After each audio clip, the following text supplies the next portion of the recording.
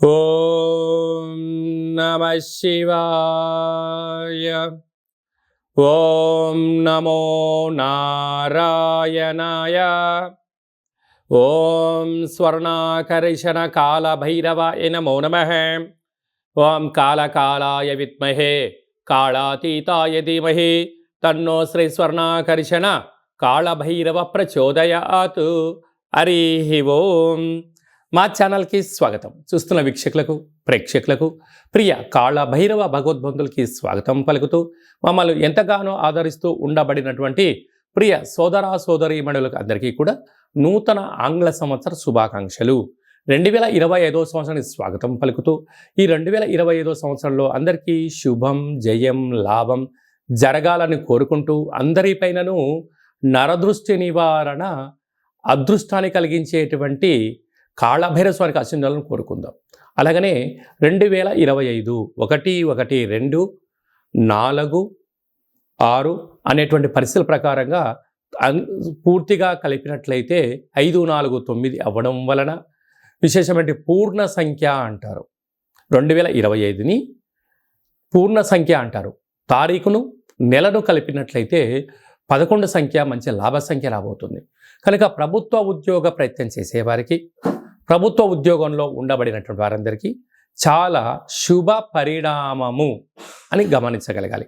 అలాగనే మనకు ఈ 2025 సంవత్సరము బుధవారం రోజు ప్రారంభమవడం, ఉత్తరాషాఢ నక్షత్రం అవ్వడం వలన విపరీతమైన రాజయోగం అందరికీ కలిసి వస్తుంది అని చెప్పగలగాలి. అలాగా 9 సంఖ్య పూర్ణ సంఖ్య అవడం వలన అనేక మందికి లక్కీ నెంబర్ కూడా 9 సంఖ్య. కొన్ని కోట్ల మంది ఎదురు చూస్తున్న వారందరికీ అదృష్టవంతులు కాబోతున్నటువంటి సంవత్సరం ఇది అని చెప్పి కూడా మీరు గమనించాలి.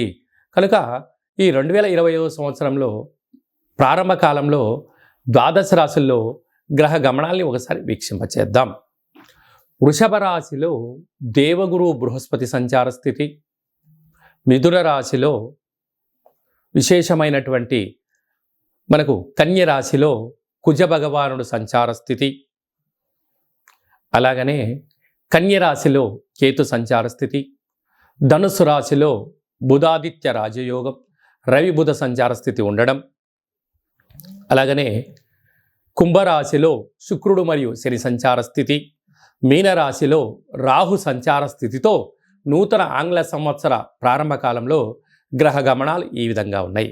అందరికీ ముందస్తుగా నూతన ఆంగ్ల సంవత్సర శుభాకాంక్షలు.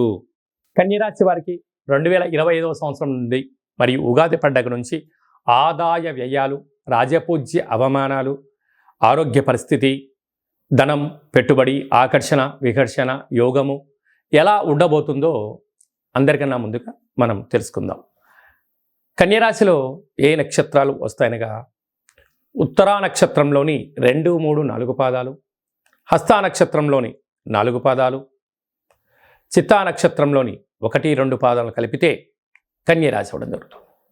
అలాగే చాలామందికి పుట్టినటువంటి కాల సమయంలో డేటా ఆఫ్ బర్త్లో లేనటువంటి కారణం వలన పేరు యొక్క మొదటి అక్షరాన్ని అనుసరిస్తూ ఆ రాశిని తెలుసుకునే ప్రయత్నం చేద్దాం. టో, పా, పీ, పు, ష, అణ, ఠ, పే, పో అక్షరాల వారందరూ కూడా కన్యరాశి జాతకులే. కన్యరాశి యొక్క అధిపతి బుధ భగవానుడు. ఈ ఆంగ్ల సంవత్సర ప్రారంభం నుండి వీరి యొక్క ఆదాయ వ్యయాన్ని ఒకసారి పరిశీలన చేద్దాం. ఆదాయం 14, వ్యయం 2 అనగా అత్యధిక ధనాదాయం కలిగి స్థిరచరాస్తులు సంపాదించబోతున్న రాశులలో కన్యరాశి మరొకటి అని చెప్పి కూడా గమనించాలి. 14 రూపాయలు సంపాదిస్తే కేవలం 2 రూపాయలు ఖర్చు అవుతున్నాయి. 12 రూపాయలు స్థిరాస్తులు, చరాస్తులు, షేర్లు, పెట్టుబడులు, క్రయ విక్రయాలు. ఈ సంవత్సరం వీరి యొక్క ఆనందానికి, ఐశ్వర్యానికి అవధులు లేవు అని చెప్పి గమనించాలి. రాజ్యపూజ్యం 6, అవమానం 9. మీరు ఎదిగే కొద్దీ ఒదిగి ఉండాలి, లేకపోతే బంధువులు, మిత్రులు, స్నేహితులు, సన్నిహితులు అనేక మంది శత్రులుగా మారి మీ పైన వ్యతిరేక భావన మొదలవుతుందని చెప్పి కూడా గమనించాలి. అలాగనే ఈ యొక్క హస్తా నక్షత్ర జాతకులకు మధ్య సున్న కారణం చేత ఆగస్టు నుండి డిసెంబర్ వరకు మనోవేదన, అనారోగ్యము, ఎప్పుడు మనసు అకలావికలంగా ఉండే పరిస్థితి ఉంటుందని చెప్పి కూడా గమనించాలి.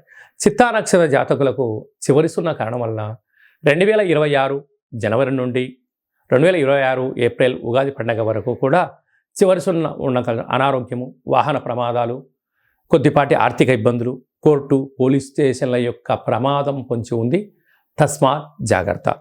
కాకపోతే కన్యరాశి యొక్క అధిపతి ఈ సంవత్సరము అనేక విభాగాలలో తాను అధిపతి అవ్వడం వలన వీరికి విపరీతమైన రాజయోగం వీరి సొంతం కాబోతుంది. సస్యాధిపతి, నీరసాధిపతి, పురోహిత అభివృద్ధి, గజాధిపతి, దేశాధిపతి, గ్రామాధిపతి బుధుడు అవడం వలన వీరి యొక్క బుద్ధి, జ్ఞానము, సత్ప్రవర్తన, సత్కర్మ, సత్సేవ, సత్సంగము అనేటువంటి మంచి కార్యక్రమాలు ఉండడం వలన విపరీతమైన బుద్ధి చేత వందల వేల కోట్ల రూపాయలు వీరి సొంతమయ్యే పరిస్థితి ఉంటుంది. అది ఎప్పుడు ఉంటుందయ్యా అంటే నువ్వు చేసే పనిలో నిబద్ధత, పెట్టుబడులు, ఆకర్షణ, జ్ఞానము, వాక్శక్తి, చాతుర్యము, ప్రణాళిక, అన్నిటికన్నా ముందు సూర్యోదయపు పూర్వం నిద్రలేవడము, క్రమశిక్షణ, ఆరోగ్య సూత్రాలు, ఎందులో పెట్టుబడులు పెట్టాలి, ఎందులో పెట్టుబడి పెట్టకూడదు, వాటి యొక్క స్థితిగతులు ఏంటి అనేటువంటిది తెలుసుకోవడం వలన మీరు అపారకు వేర సంపన్నులు అవుతారు అని చెప్పి గమనించాలి.